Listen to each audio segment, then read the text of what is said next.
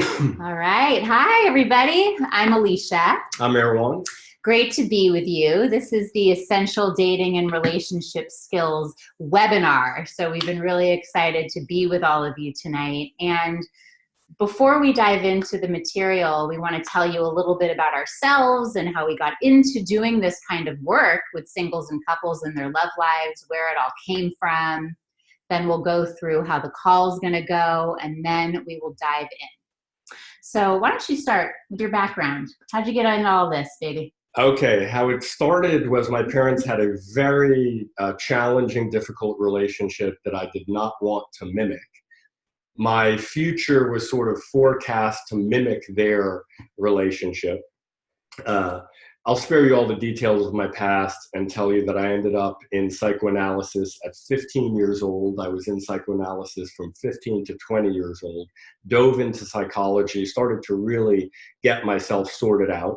Was lucky that I realized I needed to get sorted out in terms of my relationship to myself, my relationship to others. Ended up getting a degree in psychology, then ended up teaching large format seminars for one of the world's largest growth and development organizations. And that's where I really fell in love with serving people in their transformation. Shortly after that, I took a look at where was I the most interested? What really lit me up? And what really lit me up was the romantic part, the relationship part. That was that part of being a human being and serving people and supporting them and coaching them that really lit me up. I needed so much help there. I had, gotten sorted out relatively, right? I was 25. How sorted out can you be at 25? But I was teaching people about relationships and romance. I was in an amazing relationship at the time. Around that time period, I lived in a Zen monastery for a while. I lived in a yoga ashram for a while. So there was a lot of people and growing and developing and learning what it meant to be a human being and all different kinds of trainings and seminars. And it was very exciting. It really touched my heart very deeply. I took my whole life, put it into that, fortunately, while I was much younger. And then for the last 25 years, this is what I've been doing. It's what I love doing. It's all I do. It's basically all I've ever done. And it's my privilege and joy and pleasure to support you in this. I'm excited about tonight's essential dating and relationship skills. That's a very sexy, fun topic. So I think we're going to have a good time. I'll say one thing before you introduce yourself, Alicia, which is please think up your questions. Think up your questions, because one of the benefits of a live webinar is that we can go back and forth. And it's better if we talk a bit and it gets a little bit personal, because then it's just more fun and it applies more specifically to what's going on for you. Hmm. So all of the elements, before I tell you a little bit about me, the elements of Erwan's history and background basically are the makeup of how we work with people. So the crux of the work that we do is to support both singles and couples in creating what we call an eternal date, which is a romantic relationship that gets better and better over time in terms of the intimacy and the sexual attraction and the spiritual union and the connection. That's like the goal of all of our programs, whether you're working in person with us in San Francisco in a weekend seminar or a weekly program, or you're with us in Mexico at a retreat course, or online with us in one of our virtual programs. That's the goal. So all of our work is for both singles and couples, people who want to have thriving love lives. So I was really excited when I met Erwan, because he had been running this organization and teaching for 10 years before I met him. So it was about 15 years ago when I met him, and I was finishing up a master's degree in psychology. And I was like obsessed with romantic relationship, like everything about romantic relationship. I wanted to be in one and like be in one forever and know about everybody else's. And I was introduced to Erwan by a friend of mine in my graduate program. She's like, I think you might like this guy, Erwan. He teaches a course called the Pleasure Course, and he is all into spirituality and sexuality and psychology. I'm like, I need to meet this guy. And so we met and we started dating, and I was like having the best time. So much amazing intimacy and sex and connection. Now, tonight's about relationship skills. I'm going to tell you a little story about my um, lack of skill back then, which is, you know, we all have our different strengths in relationships. So I really, really wanted this like intense depth relationship. 1 or 2 months into the relationship with Erwan, I decided it's time to like lock him down and get really serious and be in that intense relationship. And we had been having all this fun. So I show up at his house one day and I sit him down and I said, we need to have a talk. And he looked at me a little bit like, what? Like, this is not what we do usually, you know, the serious. And I said, I think it's time that we commit. And he looked at me with this look on his face I will never forget. He was like so gracious in his response. He was like, I think you're awesome. I'm having such a good time with you, but that would burn us out. That would be crazy if we got into that kind of relationship right now. And I was like, what? Like, I've never gotten that response before. I was a little taken aback. And he said, why don't we keep having fun and keep getting to know each other? And let's see what happens. See what happens? That is like not on my menu in romantic relationship. I wanted to lock it down and know. But something felt so right about what he was saying. And I decided to trust myself and trust him. And I was having a lot of fun. And so it was like in that moment, I gained a skill of hanging loose and having a good time, which is really important in romantic relationship. It's not all that's important, but it's a big deal, especially in the beginning. It's a really big deal in the beginning of relationships. Some people are great at having fun. Let's have fun. Let's have fun now. And, you know, let's go to an amusement park. Let's go miniature golfing. Let's make out. Some people are really good at that part, the seduction, the attraction, the early dating stuff. I was very good at that. And Alicia's being very humble in acknowledging that she wasn't very good at that. I think it's time for me to be humble and say that at a certain point when the relationship did require commitment and it was natural that it would progress, be more vulnerable and deeper and more committed, boy, that was foreign for me. And so you can see there's different stages of relationship and different people are good at different stages. Maybe you're good at the hanging loose and not committing, sort of commitment phobia, if you will, like I was. Or maybe you're more like Alicia is, like you are, you know, the kind of having fun and trusting and letting go and really being present in the moment and hanging loose. You know, that's, you know, you're kind of phobic towards that. You got to lock it down. You got to chain everything down. So we're going to talk about all of this throughout the hour. And, but keep in mind what your strengths and what your weaknesses are as we go through the skills to get into a relationship and the skills to build a relationship. Yes. So how this is going to go is we're going to go through the different stages of relationship and highlight the skills that have each stage thrive. And we're going to do that through stories from our own life, from lives of our clients anonymously, and really illustrate what it takes to have a thriving romantic relationship on all levels. So I want you to have a pad and a pen so you can take notes, and then also so you can write down any questions you have. After we go through the material, we'll give you some time to come up with some questions if you haven't already, and then we'll give you a chance to ask us questions, like live, back and forth, so we can work with you a little bit. And then towards the end of the call, we'll tell you how you can find out more about our work and get involved should you want to do that. Now, the way to get the most out of the webinar is you'll get as much out of it as you immerse yourself into it. So I love what Alicia said. Have a pen, have paper, write down your questions. Our relationship lives are a really big deal. We've all got a lot at stake in that part of our life. So have that in mind. You know, have in mind what your goals are for a relationship. Do you want to get into one? Do you want to take one in a particular direction? Do you want to juice yours up? How does that go for you? because you'll get the most out of the webinar the more you're immersed in the webinar. Mhm. And then logistical, if you're using your smartphone, use earbuds because you'll be able to hear much better. Okay, so we're going to dive in now. In our main course that we teach, the pleasure course, which is a weekend seminar, I mean, people are always surprised about this. They come to the pleasure course and they have these incredible goals in their romantic lives and their sex lives.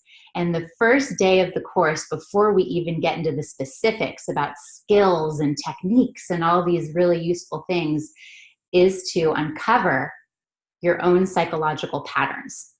We call it your relationship blueprint. It's really important to learn what is driving me as a human being in my relationships. Usually it's beliefs from the past, patterns from the past. So we do a lot of really deep work to distinguish those patterns. You might be thinking right now, oh God, what are my patterns? So you just look to your last few relationships or to your relationship life now. What are those recurring challenges or ways that it turns out? So we're not going to get into that really deeply because that's not what this webinar is about. But I wanted to say it's good to start there, really knowing yourself and the depth of yourself. And I'll give you the bottom line. For me, my relationship blueprint was don't get into a relationship. My parents had had a difficult relationship, as I mentioned, being vulnerable was difficult, all this kind of thing. So, I was avoidant of relationships. And at times when I did get into a relationship, I wasn't fully in the relationship. So my relationship blueprint was basically don't be intimate. Do you want to bottom line what yours was? Well, mine was don't tell them how you really feel. That was my going into relationship, already planning to hide. So there's a lot of complexity to it, but there's a lot of value to knowing your basic pattern. Whatever in this moment you intuit that it is, it probably is that. If you end up working with us longer term, we'll parse that out and get into all the details. It's the first third or half of the pleasure course. It's really important work. It's nitty-gritty psychological work, but there's a lot of freedom available. So for now, just trust your gut on it, and I think it'll also get clearer as we go through the stages of relationship, because you'll see, oh, I'm really strong here, I'm really weak there, and you'll also, as well as learning the skills necessary to get into and build a soulmate relationship or an eternal date, you'll also get a sense of your relationship blueprint. So once that happens, the first getting into relationship or getting into that romantic dynamic with someone, like either you're friends with them and you want it to be more, or you're just meeting them for the first time, or even you're with someone already in a relationship and you want to get sexy, there's the skill of seduction. So that's how to get into a relationship. When people approach, what we found is when people approach seduction, there's like one big fear. What is that one big fear? Rejection. I'm sure you're all thinking that too.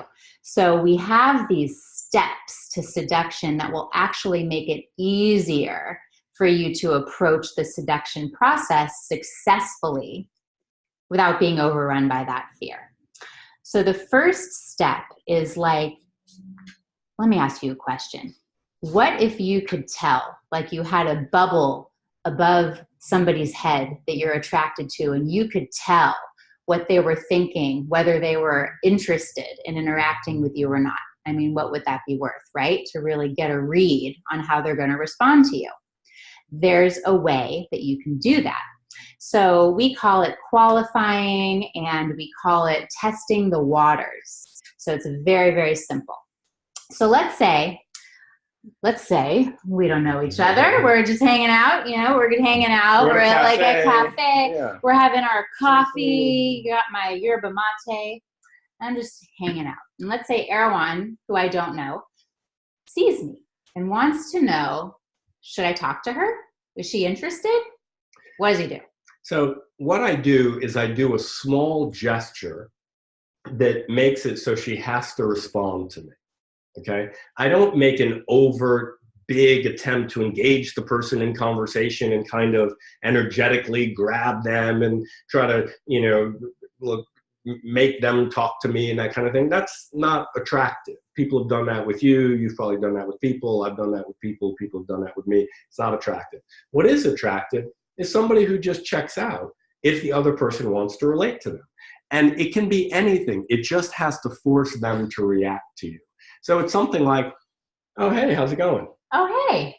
Now, that was a very positive response. That was very right? positive. It should take less than a second. It can be something as simple as raising your glass and looking at the person.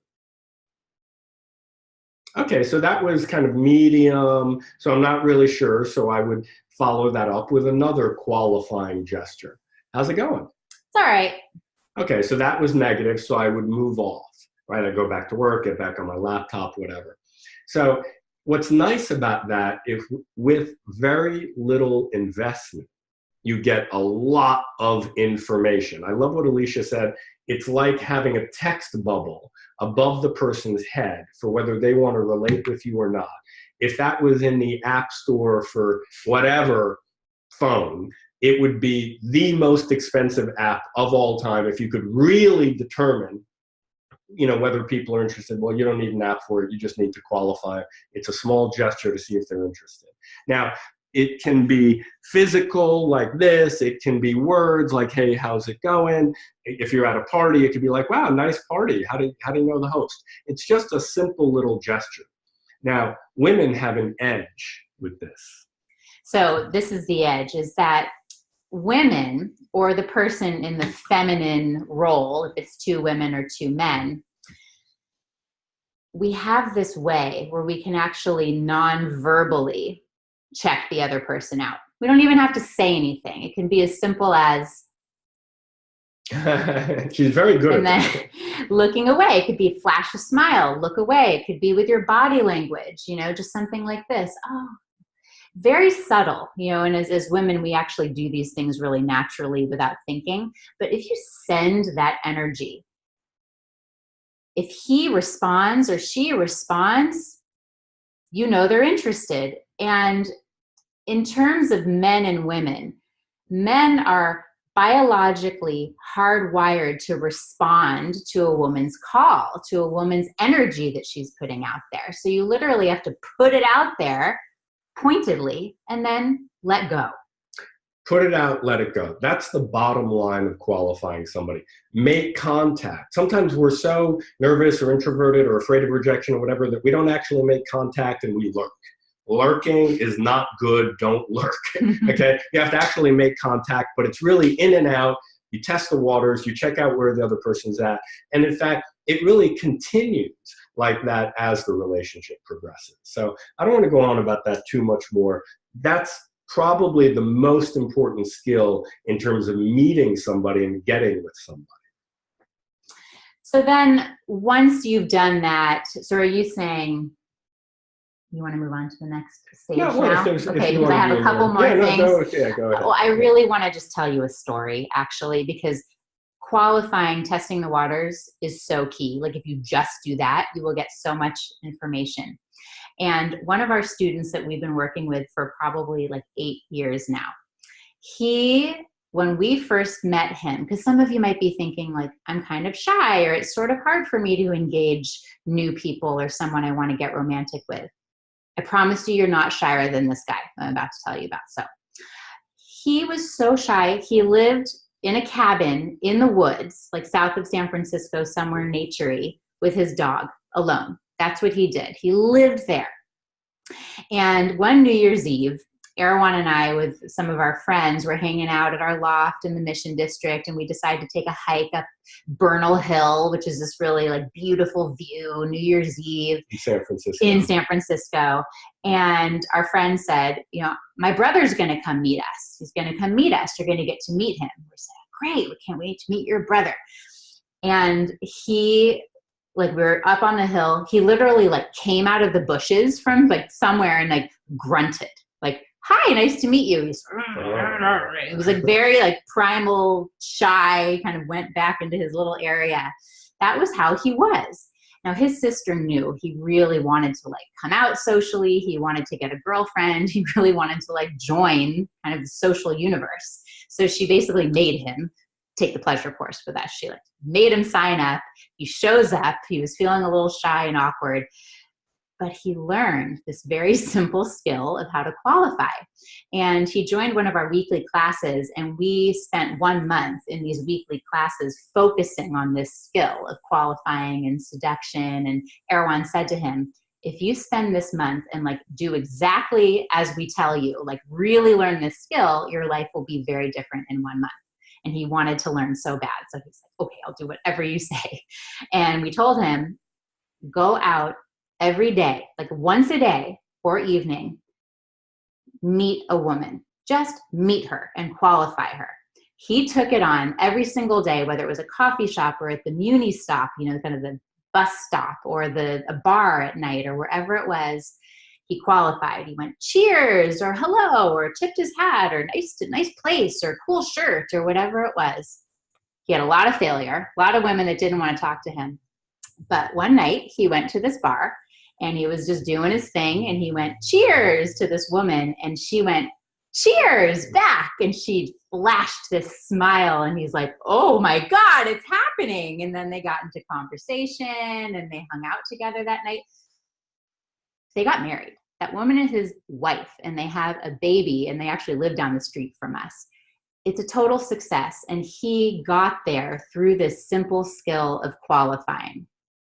And he took action, right? So let the things we're talking about, if they resonate for you, you know, write them down. You want to take action on them. In the program that he was in for a month, we coached him on doing this, and really the whole group. So immersing yourself, taking action is key for learning anything. We don't want this just to be at the intellectual level. So really prepare yourself to practice whatever resonates. And we'll tell you later in the webinar about how you can work with us and deepen the skills. Okay, so once you're in that you're like gotten sexy with the person, romantic, maybe you've gone out a few times, let's say you're dating. So that's what most people call it, you're dating. So we call the thriving version of dating new and exciting. It's the new and exciting stage, because that's what it is. There's some very key skills to have under your belt to thrive in this stage. And one of them, as we mentioned before, is having fun. Right. It's like being alive, being turned on, having fun. And there's some very simple ways to pull this off if this is not natural to you. So one of them is what you choose to do when you go on dates. So Erwan, actually, I'm so envious of him. So he went to UC Santa Cruz. I went to UC Santa Barbara, which was super cool too. But I'm like, God, I kind of wanted to go to UC Santa Cruz and didn't. And then he was telling me about this class he took there, the psychology of love. And I'm like, God, between that and the Redwoods, I totally should have gone there. But luckily, I have the bottom line of what the class was about, because he did, what was his name? His name was Art Aaron. He was a psychology professor, and he studied love. And he found something very interesting about when people are attracted to each other and when people are not attracted to each other, that has to do with the circumstance or the environment that they're in. So the study took people, so in Santa Cruz, there's these incredible redwood forests and these deep ravines and these like rickety, long, narrow, scary bridges that are really exciting to cross if you're that kind of person that likes a thrill, you know? And so he did this study of when people were walking by each other on the street. You know, if you imagine two people just walking down the road, la, la, la, la, la, they're walking down the road and they pass each other. The chances of them like noticing each other and being turned on to each other were at a particular level, okay? There was like a percentage. Yeah, at people, he just, you know, had some volunteers who would have people write down, hey, that person you just passed, how attracted were you to them? Usually they didn't even notice them if it was just walking down the street. Now, when they were on this narrow, rickety bridge over a ravine, not much wider than this, and they had to go by the other person, kind of like angle their body. And if they looked down, it was about 400 feet down. It was a totally different experience when the volunteer would ask them, how attracted were you to the person who you just passed? And you can imagine that it was skyrocketed as compared with when they passed each other on the street. So the moral of the story is the more thrilling and exciting the circumstances, the more turned on you're going to be. And people tend to do this early in a relationship. When people are dating or in what we call the new and exciting stage of relationship, they tend to do this. They go, I said earlier, ice skating or to an amusement park or something like that. They do things that really turn you on and you feel in your body. And, if you're at an amusement park, there's colored lights. And, I think of a carnival, that moment when it's dusk and the lights come on and you can smell the cotton candy. And, it's exciting. And, you feel differently about the person that you're with under those circumstances. I also think of the movie Rocky, the first one. Adrian, the woman he was interested in, wanted to go ice skating. Rocky didn't ice skate, but he went anyway. And he walked around the rink holding her hand on that kind of rubber part on the surrounding part of the rink. And she was on ice skates inside, and he was holding her hand. And, it's this just beautiful, gentlemanly, gallant, exciting thing to do. And the circumstance, you could just feel the circumstance contributing to the attraction. So that's the key. That's the key in this new and exciting stage of relationship. You want to focus on fun. You want to focus on what's going to light the person up and turn them on. An additional skill there is for the ladies or for the feminine in the interaction is to really focus on your own desire. Focus on what you want. There's this very classic sort of 50s example of the man saying, let's go out to dinner. Where would you like to go? And the woman says, I don't know. Why don't you pick a place? I don't care. We care. We definitely have preferences and we have things that we love and things that we think are so yummy and things that we love to do. And, I made sure Erwan got the message because he was really paying attention. I love sushi. I just love it. And I love going out for sushi. And he picked up on this. And so for our dates, he would often take me to this really cool, hip sushi place around the corner from where we used to live that is called Blowfish Sushi. And it has like red velvet walls and like cool lighting and like cool beats and it's like not too loud because the acoustics are so good and Japanese anime on these screens on the wall. And then they have these sushi rolls that are really unique. Like I would always order the one that had like strawberry and avocado on it. It was just the best, like a totally sensual experience, really turned me on and it focused on my desire. This is not like men's desires don't count or the masculines don't count or they never get what they want or something. Sometimes people can have that reaction to what I'm saying. Women are very generous creatures. And if you focus on the woman's desire and what she wants, there is plenty coming in your direction as well. Guys. We have a better time, Alicia and I, and in the last 25 years between the two of us, combined 40 years between my 25 and Alicia's 15. It's not politically correct to say, but what she wants, we just tend to have a better time if we go to the restaurant that she wants to go to. Again, it's not a sacrifice or a compromise. It's just being gallant. It's just being gentlemanly. It's really acknowledging the feminine and the attractive force that the feminine is. If it's a man and a woman in a more sort of standard type relationship, it's usually the woman who's in the feminine role, the guy who's in the masculine role. Everybody's got some masculine and feminine, but typically in a man-woman relationship, it's that way. If people are gay, two women or two guys, there's usually somebody in that role more than the other person.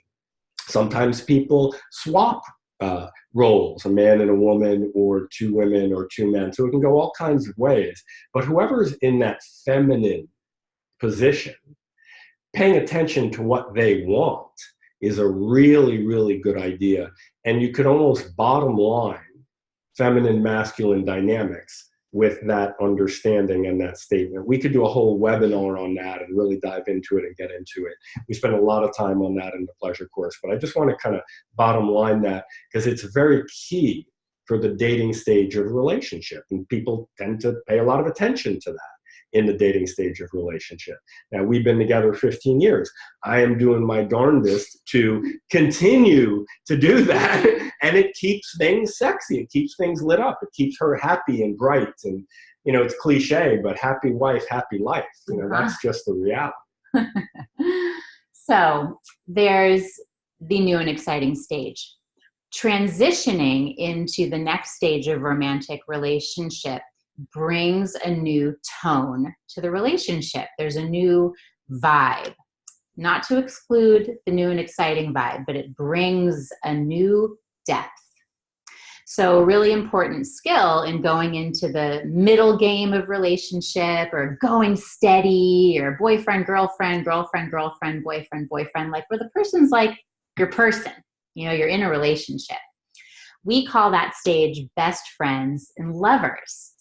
And there's different skills, additional skills to add in to this stage of relationship that have it thrive.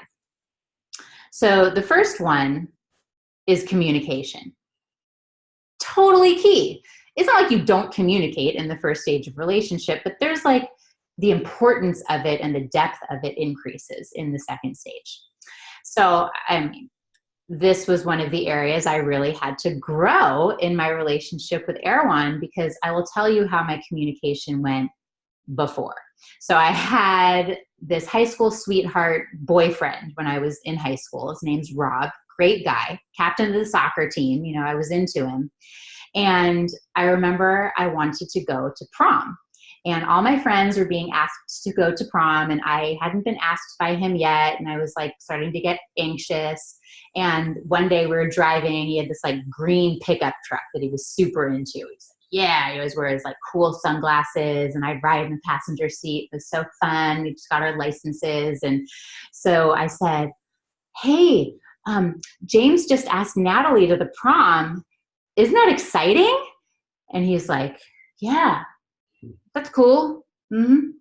I'm like, he's not getting the hint, because I wasn't communicating. So I brought it up a few more times, just as indirectly as that, and he did not pick up the hint. And one day, you know, a few days later, there we were, we're in his green Toyota truck, and we were like riding there, and I was getting all upset, thinking, he's never going to ask me to prom. Oh my God, what am I going to do? And so I exploded in anger, and I was like, why won't you just ask me to prom? What's wrong with me? What's wrong with you? Do we break up? What's happening? I kind of flipped out, and we were at a stoplight, and he looked at me and he was like, well, why didn't you say anything? Oh my God. I was not communicating, and I didn't know that I was not communicating. So I finally explosively communicated. And then the next day, Rob shows up at my house with a balloon. Like, he rings the doorbell, I answer, he's holding a balloon. I'm like, what is this? It's not my birthday. And he said, pop it.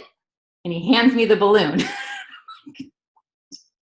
And then I'm like pushing it against my chest. I'm like, I don't have anything sharp. I don't know what to do. I feel so awkward.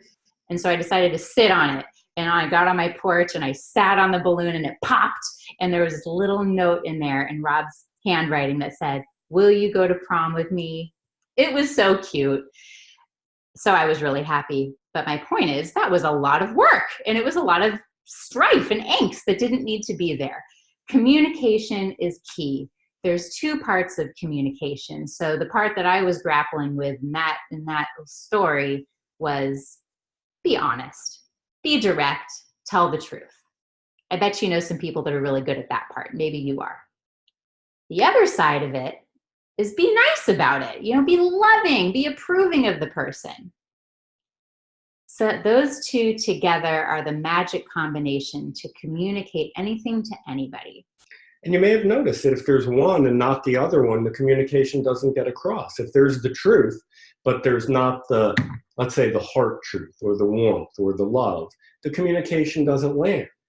But the same is true in the opposite direction. If there's the warmth and the love, but there's not the accurate information if there's the approval but not the truth, well, then the communication doesn't land either, because the person doesn't really know what you're saying. So the truth and approval are both key for communication. So take a look for yourself. Are you better at one? Are you better at the other one? You know, I'm from New York. I grew up there. So I don't know if it's because I'm from New York, but, you know, I was typically much better at the truth side, not as good at the approving side when Alicia and I met. And Alicia was typically better at the approving side, but not as good at the truth side. And then over time, we've kind of supported each other and learned and developed and sort of balanced that, so that that contact, that deep contact, body, heart, and mind that a relationship is, we can, you know, it's not that quick in and out of the seduction phase of a relationship. It's really sustained contact. And that happens through communication. Communication is really the essence. Even sex is a form of communication, right? So approval and truth are the two essential ingredients for communicating with somebody. And that is absolutely necessary by the time you're in the middle game of a relationship for the relationship to progress. So a couple more things I want to say about this middle game of relationship is that Erwan just mentioned sex. One of the skills in that middle game of relationship we like to call sex education. Okay. Now your mind might have gone back to 7th grade right there. Like, oh, sex ed? No, it's not that. That's very important. We are clear about that. Safe sex is very good. Do it. But in this context, what we're talking about is learning about each other sexually. Now, why wouldn't we just do that from the beginning? That's a really good question. Why, you know, it's good to do it from the beginning, but why is it required in the middle game of relationship to attend to sex, what we're calling sex education, usually not required in the beginning? You want to say, or should I? I'll say novelty, new relationship energy, strange ass, whatever you want to call it, that really sexy feeling of being with a new person in the beginning. You don't even need to do any of that stuff. It's just there. That person's just hot and sexy and amazing and ready. And, you know, that's typically what happens. Like, when is the honeymoon phase of relationship? The honeymoon phase of relationship is in the beginning of the relationship. So sex education is required before that starts to really dip. Or if it does start to dip, you want to attend to the sexuality, because what we're talking about here is a relationship that progresses, not just in intimacy, but also that progresses in attraction and turn on and sensuality and sexuality. So sex education is required in the middle game of relationship, because that's when the honeymoon period ends, or at least normally does, and you got to do something to stoke that fire. What do you got to do? So what you got to do, there's 3 main things. The first one is to learn how to create chemistry with each other. So this is like a whole topic. This is like another thing we could do an entire webinar on. But I want to say a couple things about this. Our bodies work perfectly. I've never met, in my 15, almost 16 years of doing this, I've never met a couple who could not reignite the chemistry when they were doing the right things. Our bodies work perfectly. It's our minds that get in the way of having chemistry. So learning how to get your mind out of the way, really notice the other person, comment on their attractiveness, you know, show your attractiveness. It's everything from, you know, you dress in a way that makes you feel sexy, you give compliments. There's all types of things that you can do to get into your body where the chemistry lives. You don't need to decide. You know, most people think, well, chemistry just rains down on me. I don't know where it came from. It just isn't there with that person, but it is with this person. There's a lot you can do to like connect in with your body and feel that chemistry and notice it in the other person. So if we were, oh, I'm sorry, go ahead. There you go. So if we were to bottom line that, if we're not in our heads and we're in our bodies, it's much easier to be attracted to somebody and to be attractive to somebody. You may have noticed that when somebody is present or not in their head, they're present, they're there, you're more attracted to them, you're more drawn to them. When you're present, you're more easily attracted as well, right? So if I were to bottom line it, it's some of what I learned in the Zen monastery, which is really getting out of our heads into our bodies, being present. And chemistry is the number one issue or difficulty or complaint that people have in terms of getting into relationship and sustaining relationship, at least nowadays. People complain that there's not people they're attracted to, or they're not attracted to the person that they're in relationship with, or the person is not attracted to them, that kind of thing. Yes, we have preferences, and obviously we should honor those. But if we're not in our heads, we're in our bodies. As Alicia said, the bodies work well, right? Okay, not in my head. Get a little closer to Alicia. Everyone, you come a little closer. The chemistry in my body right? just went way up. Right? When he came towards me, I thought, ooh, like, I felt this like heat in my chest. We can feel, right? Maybe you can feel. Yes. So creating chemistry, and then there's also learning how to give and receive pleasure. So, I mean, we've been working with people, both singles and couples, for so long, and people have different challenges. Some people have more challenge, like really relaxing, learning to receive, learning to feel, learning to surrender. You know, others have a challenge like being in charge and really being there for the person and their experience and knowing what to do. So, you know, there's communication skills that help with that. There's positions, you know, in sexual activity that help with that. You know, one person really being in charge in the moment and one person getting to relax. And there's a lot about that, but learning how to give and receive. So take a look for yourself. Are you more at ease giving? Are you a giver? Are you more at ease receiving? Are you more comfortable with that? Both are actually important. Almost all sex acts take place not with a giver and a receiver, like somebody's kind of giving and not doing what they want to do, or, you know, we don't mean it like that, but almost all sex acts are one person pleasuring another person and receiving pleasure by doing that, whether it's intercourse or oral sex or manual stimulation or what have you. So take a look for yourself. Are you more comfortable as a giver or as a receiver, so that you can balance that? And when we come to questions shortly, you know, maybe you have a question about that.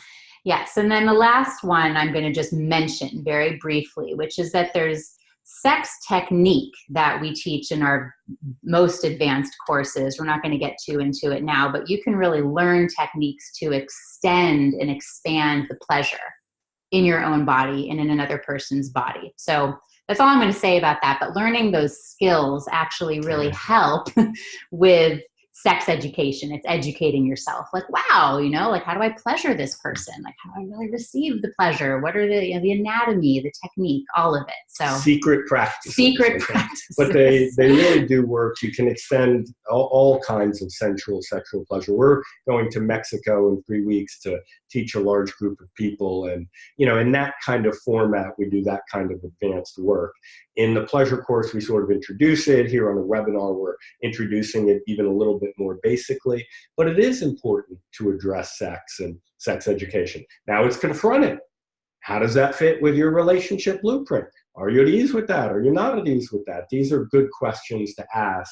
And the issues that we all have around these kinds of things, intimacy, sex, and so on, are important to address. We can't hopscotch over dealing with those. So when we work with people, we always go into those kind of issues and help people sort that kind of material out. Because yes, there's skills training, but then there's also dealing with our relationship blueprint. So keep that in mind as we're talking your relationship blueprint. What is your relationship blueprint? How does it relate to sex? How does it relate to intimacy? Like that. So best friends and lovers. Now the stage beyond that is what I mentioned in the beginning of the webinar. So it is an eternal date. It's by no means the end. It's the fulfillment. It's bringing all of these skills, you know, the seduction skills, the flirting, the having fun, the communication, and the depth and the sex education into what many people call a soulmate relationship, a long-term committed relationship. For many people, it's marriage. Now, there's several skills that are very important in this stage. So I'm going to list some of them. So they are developing yourself spiritually, which some people don't think of, but it's like really, it's like an eternal date.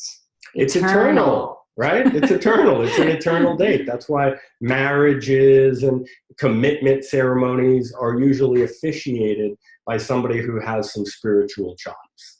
A priest, a rabbi, a minister. We're in Northern California, so, everybody's into ayahuasca nowadays. Somebody high on ayahuasca, whatever. I'm kind of making a joke, but you understand, somebody who's got some spiritual chops, because spiritual development is important for the eternal union between two people that's possible. So that's the vibe, that's the quality of an eternal date. Now the skills, there's a skill of really knowing how to cherish the person, like how to really appreciate the person and being committed, like really being with that person, like having both feet in totally. All of those are like being all in, if I could just summarize it. Being all in, cherishing. Erwan and I had a really funny thing happen the other day because, you've been in a relationship for however long and you've got the stuff that you bicker about and the things that go on in the day-to-day life. And sometimes it's like easy to forget how much you cherish that person. And not long ago, Erwan and I are hanging out. We have a 2-year-old, Aiden, and he was in his little playroom and we're in the living room and we're chatting about something. And then like I have an opinion about it. And then he has an opinion about it. And then it kind of starts to become bickering. And we're just trying to make sure that we're right and the other person's wrong. And, all of that stuff that we do when we argue. And like Aiden's just la, la, la playing. And then there's this moment where I said, Erwan, come on. And then Aiden goes, Erwan, come on, from the other room. I'm like, is that what I sound like? Then I looked at Erwan and I just cracked up. I couldn't even remember what we were arguing about. And I just looked into his face and his eyes. I'm like, I love you. And then Aiden goes, kiss, kiss. He's really into kisses. And so we had to kiss, but we kissed. And it was just this moment of appreciating each other. At least for me, I think for you, it was a really sweet moment. It's just very so sweet. Yeah. I mean, I have to show you a picture right now of how cute. This is not actually the moment that this happened. I did not take a picture of that moment that I was just describing to you. I want to just show you a little cute picture of Erwan and Aiden because, they're adorable.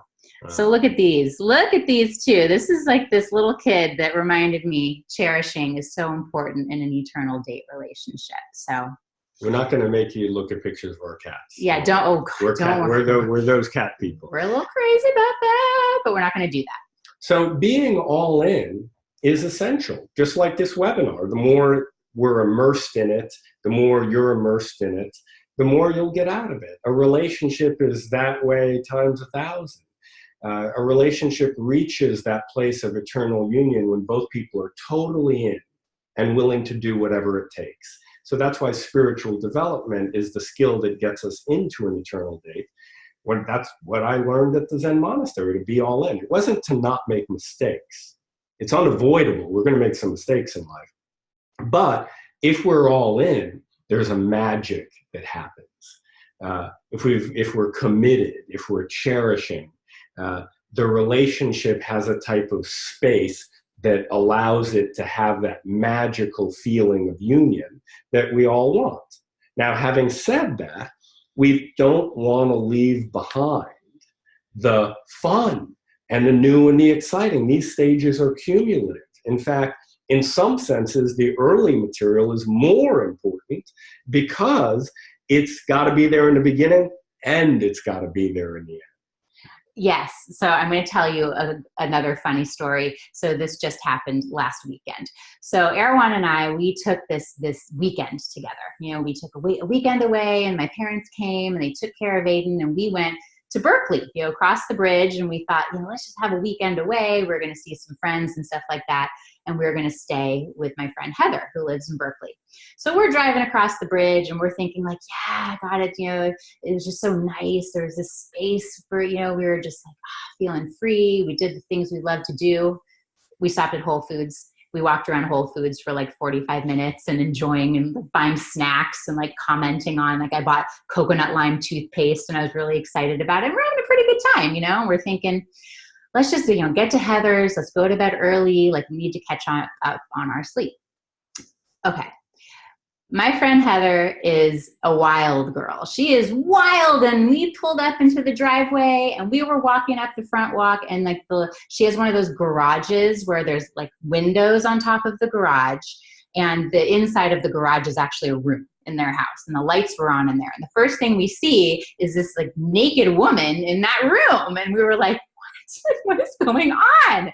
And we kind of looked a little, we're like, oh, this woman has just had a massage. She was just getting off the massage table. But it was a nice way to be greeted, I might say. It was just fun. And we like got into a good mood. And then I knock on the door, you know, we're there getting ready to just head up the stairs, brush our teeth. And her husband opens the door and he's like, hey guys, what's up? You know, you guys want a drink? And they're hanging out. And, you know, we're like, why not? You know, why not? Let's just hang out. You know, so we ended up hanging out with them for 4 hours, 4 hours beyond when we were going to go to sleep. But my point is it was fun.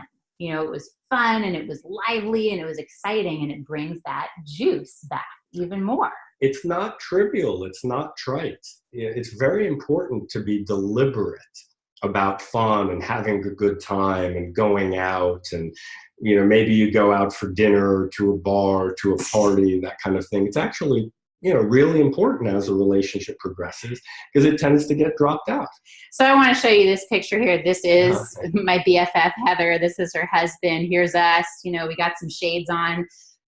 We're not hipsters in our 20s. This is not why we're showing this to you. We're showing this to you because it's like, have some fun. You know, you put on some sunglasses. No one knows the difference. You're chilling. We're both over 40. Everybody at this party was basically like 25. So, you know, you put on some sunglasses or whatever. But the point is, like, go for it. Get out. Have a good time. Obviously, it doesn't need to be going to parties with beats. Maybe it's going hiking.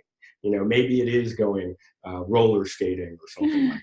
Yeah. Okay. So I want to get into questions of everybody on the webinar tonight. So what we're going to do right now, we've gone through all these stages, all these skills. We're going to give you a couple of minutes. We're going to put on a little background music.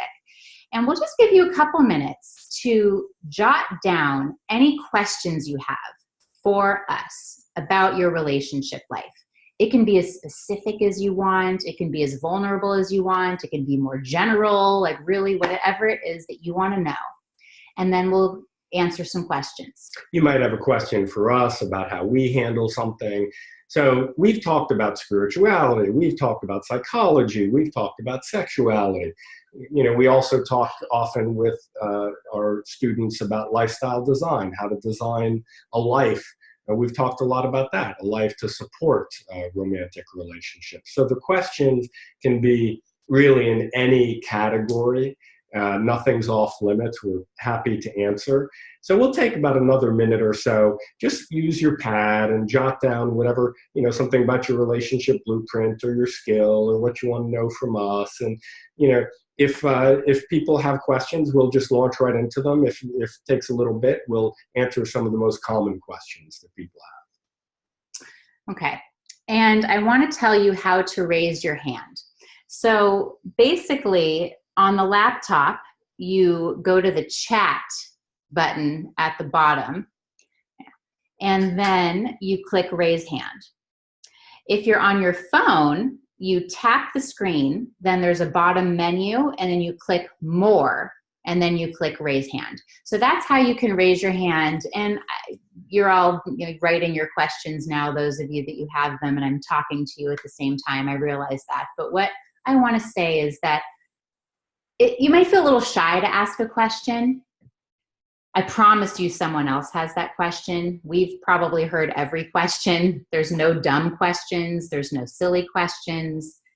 I just want to say that in case you're feeling a little afraid to ask. And whatever it is that, you know, challenges us to go for it, in this case, asking a question, is probably the thing that challenges us in meeting somebody, or the thing that challenges us in being intimate with our partner. It's a vital skill. It's a very Zen skill, actually, as I talked about, to do something fully, to really kind of dive in. So yeah, just take a look, see what questions you have. We'll take, we'll take a few questions. We'll answer some of the most common ones, and we'll take it from there. Okay.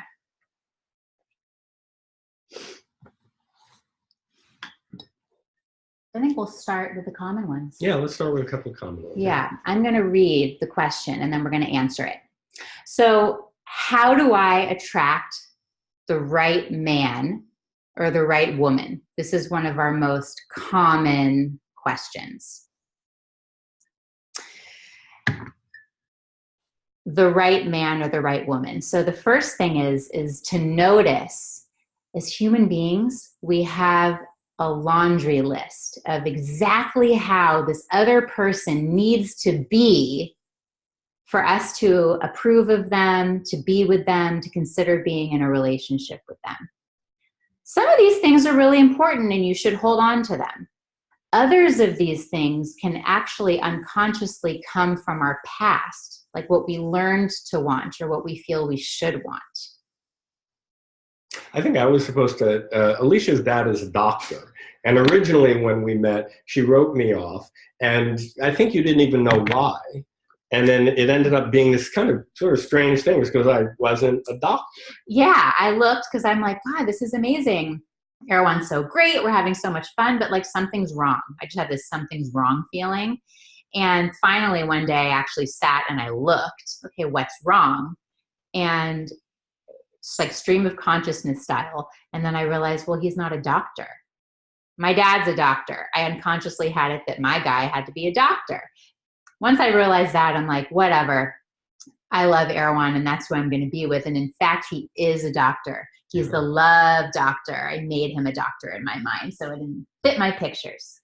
So take a look at what criteria, what criteria are you subjecting the people to that you could potentially be in a relationship with, or even your partner, or are they subjecting you to? Because some of those you probably want to keep, and some of them you probably want to eject. Okay, so we've got a question here. So I'm gonna I can't actually tell what your name is, but you've raised your hand. I'm gonna unmute you now. Okay. ozultpost@gmail.com. That is who is on right now. Yes, that's me. Hi. Hi. You know, we can see your hat. Tilt your camera a little bit down so we can see your face. Yeah, please. Thank you. Well, yeah. Great to see you. Great to see you. Thank you. Thank you for your seminar. But I'm in a couple-month relationship with a woman we've been dating. And she seems to think it's more of a friendship. And I'm wanting more of a relationship sort of thing. And I'm just wondering, short of having sex outright, what can I do to make it more of a relationship in her mind rather than just a friendship? Well, do things that turn her on. Yeah. Do things that turn her on. Has the relationship or the dating gone sensual or not really? Yes. Okay. Well, you're right. You are dating. So double down on things that turn her on. Investigate what turns her on. What kind of places does she like to go to? What parts of her body does she like touched or kind of titillate her as you guys are out at those places? Little things make a really big difference. For example, if we're out and I'm escorting Alicia through a door and I put my hand on the lower back and I'm relating to her that way, I know it's a beautiful earring and a beautiful necklace and there's a little bit of a touch. The relationship is physical. And we're attending to that. Even after 15 years, we're attending to that. In fact, we're attending to that more now than we did initially. So it tends to get dropped out. She might be shy of acknowledging it, but there's a lot that you can do to turn the relationship on, to turn her on, if you're really paying attention to her. And finding the things that she really likes, that really excite her, that really pleasure her. Yeah, it's very energetic. Sometimes people feel like they want to talk the other person into being in a relationship or why it's a good idea or something. Like, especially women, like women relate energetically and emotionally, and how does something feel? So if you're really attending to her that way, how Erwan's describing, like physically and noticing what she likes and where she's at, it will attract her more to you. Okay. So that's the main thing. And then the second thing I would say is be lighthearted about it. You can be a little bit teasing about it, kind of lighthearted about it. This is not the stage of relationship to bring your deepest, most vulnerable parts and kind of like that. You know, you want to be in that very light, bright, dazzling, champagne kind of way of relating if you're 2 months into the relationship. There's depth will get added to the relationship as it progresses. Doesn't mean you can't have some depth in the beginning, obviously, but if it's triggering a wound or an issue, or you start grabbing in or holding on, or all the rest of this kind of stuff, that's going to tend to squeeze the lifeblood out of the relationship. Mm-hmm. So I wouldn't make an issue about it, but I would address it in a light, fun way, and then I would do things to turn her on, and I would make a game of turning her on. And if you do that, and you're really paying attention to her, that's kind of rare. I would bet things progress really nicely if you do that. And if you do all that and they don't, well then, you might want to go someplace else. Now, I don't think that's the case, but if you do that, I think you'll get some good results with that. Thank you. Yeah, Great question. Great question. Thank you. I think a lot of people have that kind of question about people really being intimate and acknowledging the relationship. Another big question that people have is, how do you break kind of relates to this question actually, the romance barrier, from friends to romantic, right? Well, how you break that barrier is what we were just talking about. Have the relationship be energetic, have it be body to body, have it be heart to heart. Human brains are really complex. We can do a lot of things. Thinking is fantastic. Obviously, there's a place for that in a relationship, but it's not the heart of the relationship. It's not the body of the relationship. So the way to switch from friends to lovers, or really having that acknowledged, is to have the relationship really take place in that physical space, in that heart space, that heart openness, that intimacy, that love, in that physical space, that body, that palpable sensation, that turn on. That might drive up parts of your relationship blueprint. Okay, good. Well, then those get attended to and addressed and sorted out. And, that kind of work needs to get done for a lot of us. But we do want to have the relationship take place in that visceral, turned on space. That's really our specialty, Alicia and myself, is how to have a relationship grow, not just in intimacy, not just in union, but in the attraction and in the turn on. Okay, so we're going to do one more question, and I have it here. It's a very common question for people who are single, which is, where do I meet people I will be compatible with? This is such a good question, and there are answers. So first of all, little trip back to the relationship blueprint, where sometimes somebody single will be going places to meet people and think, there's just nobody here I connect with. Sometimes that's a relationship blueprint issue, a fear of really connecting and being with somebody. But that aside, going to places in person that have people there that are interested in the same things that you're interested in. So this is like a party, like a house party, that the host, or a few of the people, and then you don't know a bunch of the people. So you feel comfortable, like people there, but then you also have new people to meet. There's meetup.com, which you all are probably aware of. You just go and literally put in different hobbies that you're interested in, whether it's hiking or cooking or romance or certain types of movies or a New Yorker magazine meetup or whatever it is. And you go there and you meet people. So it's really like getting out of your house. There's nothing wrong with online dating and apps, but just don't use them as the primary way unless they totally work for you. But, a lot of people we talk to, it doesn't really work that well if you're just behind the screen the whole time. You got to go out and meet people. Yeah, in the flesh, live, get out there. We talked about our client and friend who we had him every day go out. Within a month, that made the difference. Sometimes the thing that makes the difference is as simple as going out and socializing. We talked about qualifying somebody is really important, most important skill, but probably the most important thing to do is go out and actually have people to qualify, actually have people to relate with. We throw a party every month, and obviously we're in a relationship, and we throw that party to kind of keep ourselves in that space of fun and lightness and being out there. And then, a lot of our friends and clients, students who are single meet people at those parties. It's really fun. So you want to get out there. With apps and computer stuff, it's very easy to kind of be a little bit withdrawn.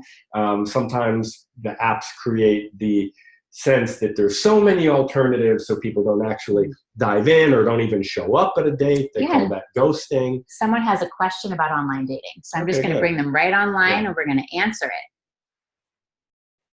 it. Okay, I have got you. It just says iPhone, so I don't know your name, but you've written in the question about online dating. Oh, wait, there's two people that had their hands raised. Grace, we're going to start with you, and then we'll come back to the other person that had their hand raised. Yeah, right here we go. Okay, good. Unmute. And then do we need to see Grace there? Yeah. Grace, are you there? Yes. Okay, good. Perfect. So your question is, or why don't you ask your question? Well, any advice for online dating? I know you were just saying, yes, men usually you withdraw and you're just behind the background, but how do you navigate that space to actualize, in-person conversations that go somewhere? The way that you do that most effectively, we found, because we support a lot of people in online dating, is you have a profile that stands out. You want your profile to stand out. You don't want it to be too verbal. You want it to be mostly great pictures of your face and your body close up. You don't want distance shots. You want relatively close up face, relatively close up body. You want pictures that are beaming.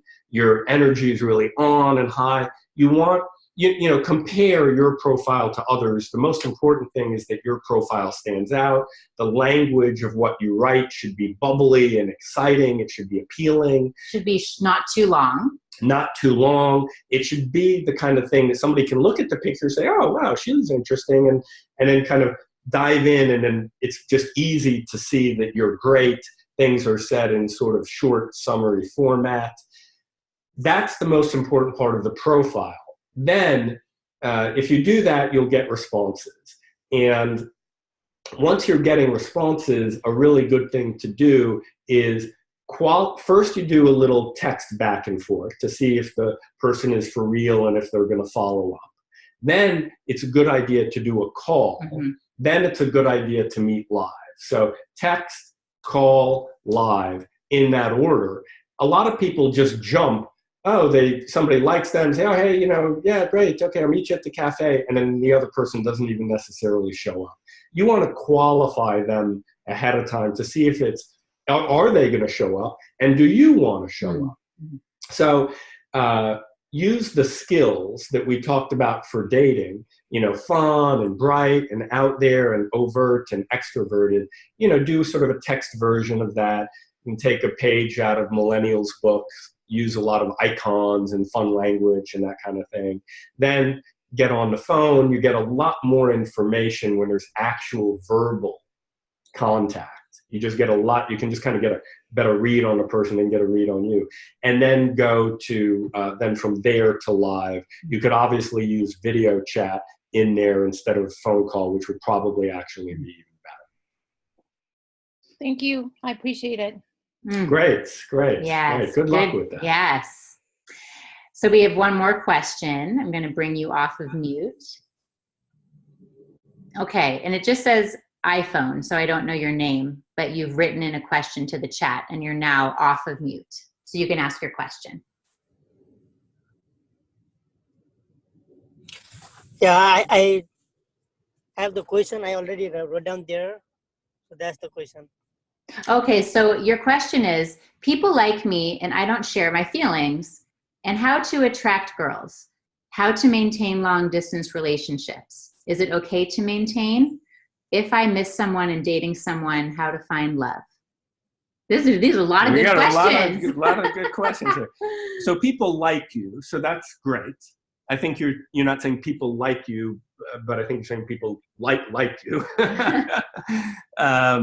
So people like you, that's great. You don't know how to share your feelings. That is not easy. It is not easy. It's really difficult for people. The way to share your feelings is slow down. Feel your body and your heart. And just share what's there. Oh, I feel kind of light and bubbly. Oh, I feel kind of shy. Or, oh, I feel really excited. So slow down enough and go inwards so that you can make contact with yourself and just share from there. One of the exercises that we give singles and couples, we pair singles up for this and couples do it with each other, is we have them do an exercise called deep touch. One person will be with another person, put their hand on the heart and abdomen. Both people really slow down so they can go inwards, feel what's going on, and then share and talk from there. So that exercise really promotes and encourages sharing feelings.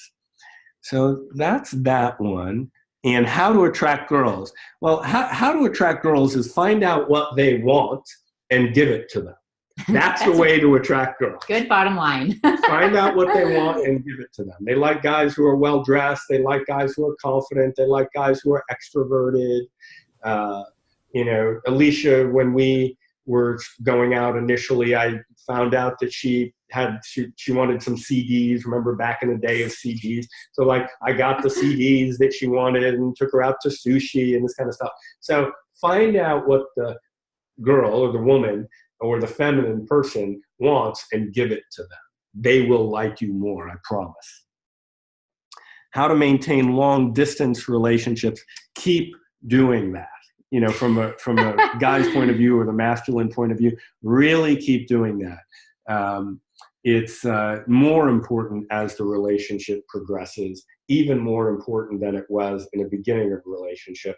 And I'm answering, you've got a lot of questions here, so I'm just kind of bottom lining it. But addressing, your first question is brilliant, sharing your feelings. It's very important to deal with your relationship blueprint. With all of our students and our advanced students, we're always addressing that, uncovering that. 15 years into a relationship, we're still uncovering that. It's very important to address that psychological work. So your feelings and where you're at, your conditioning, don't skip that. And then, of course, add in the give her what she wants, that kind of thing, the more masculine, feminine part. Is it okay to maintain long-distance relationship? It's difficult.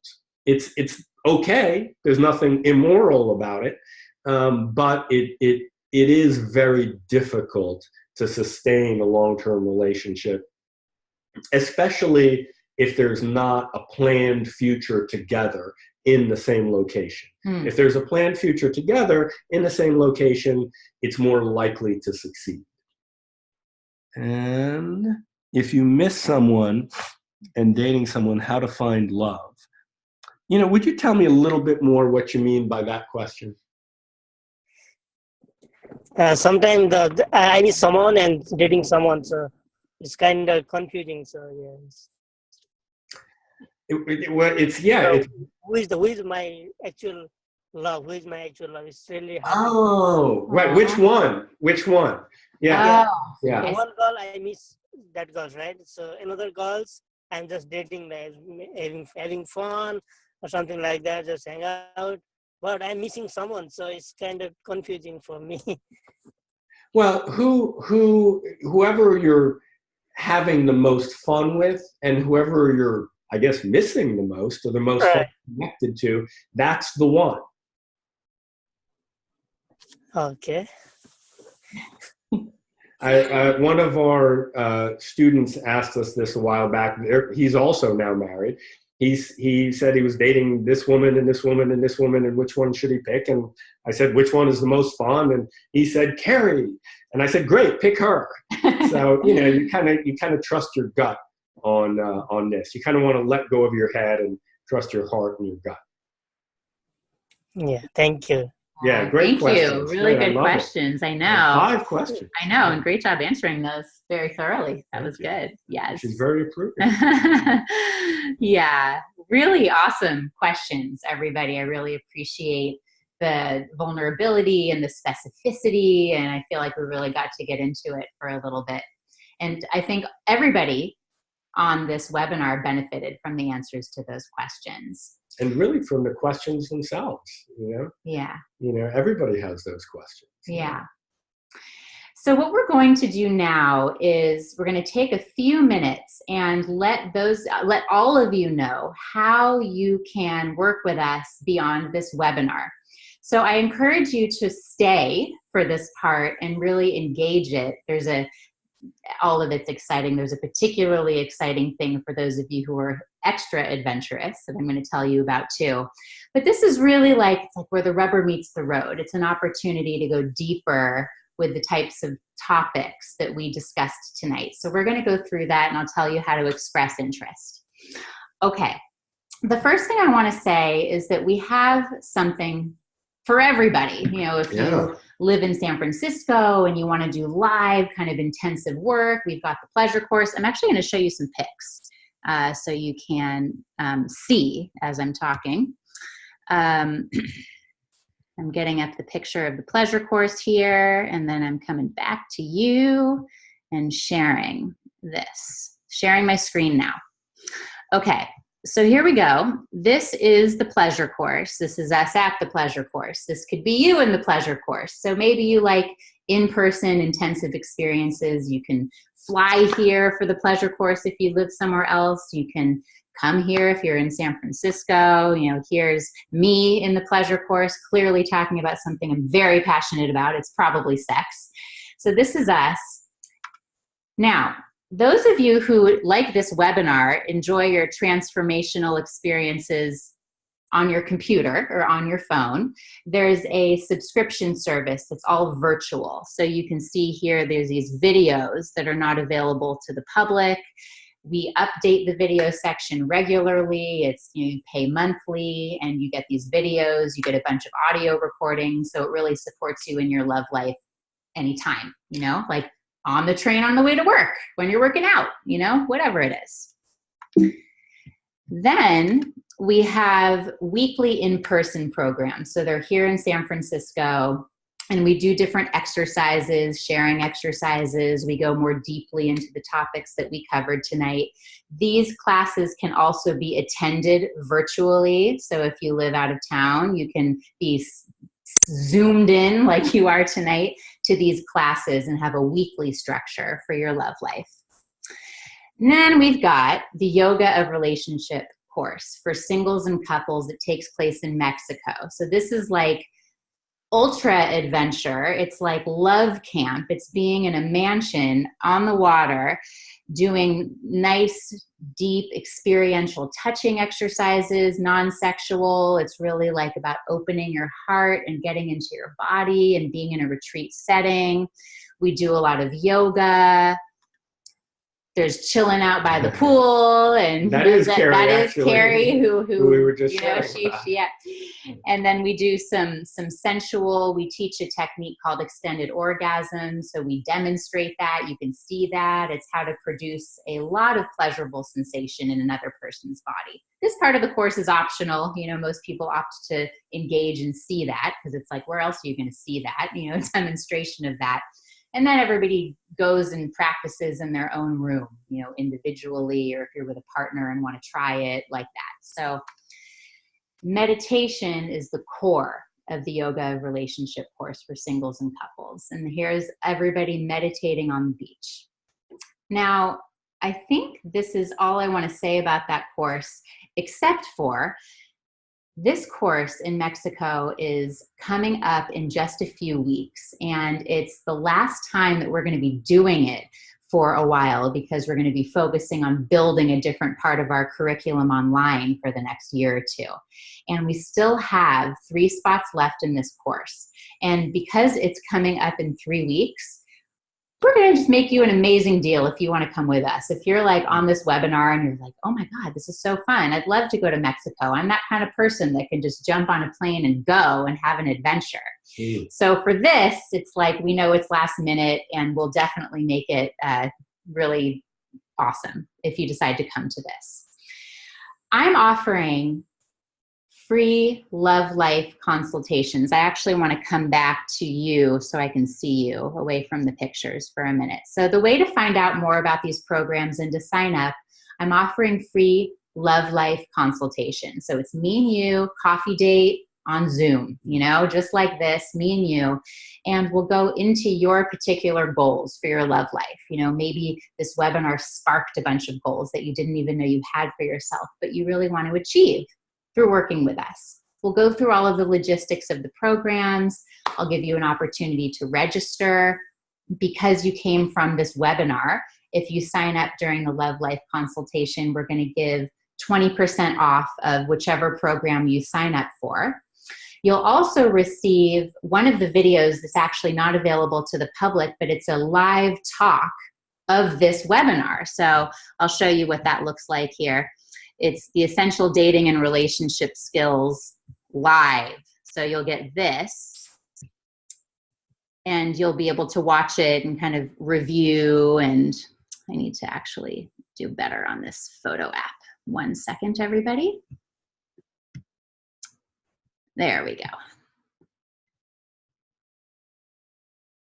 Okay, so you can see this, the Essential Dating and Relationship Skills. You'll get that.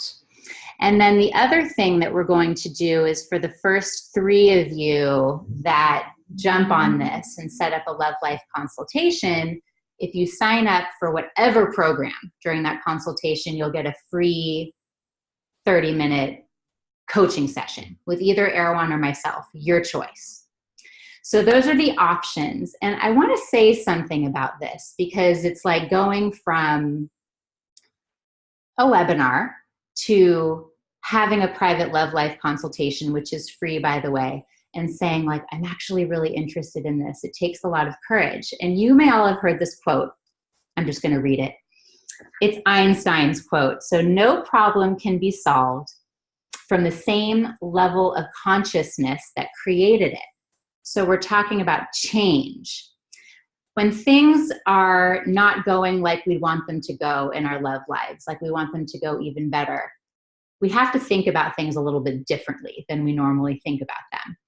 And there's this couple I want to tell you about. They came to us because they'd been married for 30 years. She was in her 60s. He was in his 70s. And she was like, we're not having sex. We haven't had sex in 10 years, and I want to have sex. She was going about it by complaining. She would just complain and say, oh, we're not having sex. Something's wrong with you. I want it different, thinking that that would resolve the issue. He was dealing with it by avoiding the entire thing, just saying like, why do we even need to deal with this? Can't we just be happy? They both had the same goal. They wanted to be happy, but they were going about it in this very patterned way. It wasn't working. By the grace of God, she got him into the pleasure course. She managed to get him in there. You know, he wanted to go and do his own thing, and she got him there. So they went through the pleasure course, and then they came to our course. It was in Maui at the time, this Yoga of Relationship course. And we were all sitting there, and she was like sharing about how much she wanted this sexual connection and how much she loved him. And he was doing his usual kind of avoiding things and not really talking and not speaking up. And this guy, another guy in the course, said to him, he said, dude, she wants you to show up. She wants you to like engage. Can you just do that? And then he got this look on his face like deer in headlights, but sort of inspired, like his eyes started sparkling a little bit. And then his eyes filled with tears, and he raises his hand and he goes, I love my wife. I just love her. I just want her to be happy. And then he had tears streaming down his face. He's like, yes, whatever you want, baby. Yes, let's just do this. And she was like totally shocked and so happy. And then he stood up And he was like, in fact, it's time to renew our wedding vows, baby. This is a new relationship, a new commitment. Let's just do this. He was like on a roll. And then he said, Erwan, would you officiate our ceremony, the renewal of our vows tomorrow? And we're like, I said yes. of course, this is so beautiful. And I'm going to show you pictures of this ceremony because it was literally the most beautiful thing. I mean, this couple, here we go. I'm going to show you, and then I'll keep talking about them. They went from that kind of bickering thing that couples can get into to having a real transformation in their love life and their sex life. And it came from doing things differently, trusting and letting go. I mean, look at how happy they look here, okay? Look at this. My point in telling you this story is that sometimes it requires trust and letting go and doing things a different way. And like, you may never have participated in different courses, or maybe you have, but like there's something more for you. So I told you that whole story really to inspire you to go for it. This is how you set up your consultation. I'm going to put something on the screen right now that tells you a number to text or an email to write to. Right now, you can just literally text me or you can email me and you say, I would like a free love life consultation. In which case, I'm going to write you back and I'm going to say, let's set up a time. We can talk tonight. We can talk tomorrow. And we will have our love life consultation. So I'm just going to take a minute and leave this screen on here so you can see how to contact me. And then you can send a text or you can send an email. We've just had we love talking about this. We love talking about this. We love doing this. We have had such a good time being with you, and it really is a privilege for us, and we don't take that for granted. So I hope you do set up a love life consultation with Alicia. She's a great Zoom coffee date. She'll get into the goals for your love life, and you want to get into a relationship, or you want to take your relationship in a particular direction. It really is a joy for us to support you in that. And there really is something for everyone. Some people like to do online stuff, and some people like to go to parties, and some people want to fly in and be live, and some people want to do vacation stuff, and some people want to watch videos. And, we've got a little bit of everything and a few other things that Alicia didn't mention. So we encourage you to take action, because taking action really is the thing that makes the difference. That really is the difference maker. So I encourage you to take action, and I just thank you for being with us during this time. Alicia and I had a fantastic time. We did, and I think what we're going to do is we're going to come to you now and officially say goodbye. I'm going to put that screen with the phone number back up so you have it, but we're going to just tell you we love you. This was so much fun. You'll get a recording of this tomorrow in your email, and we've just had a blast. Yeah, we've had a blast. Yeah, so thank you. All right, we'll meet some of you soon. Yes.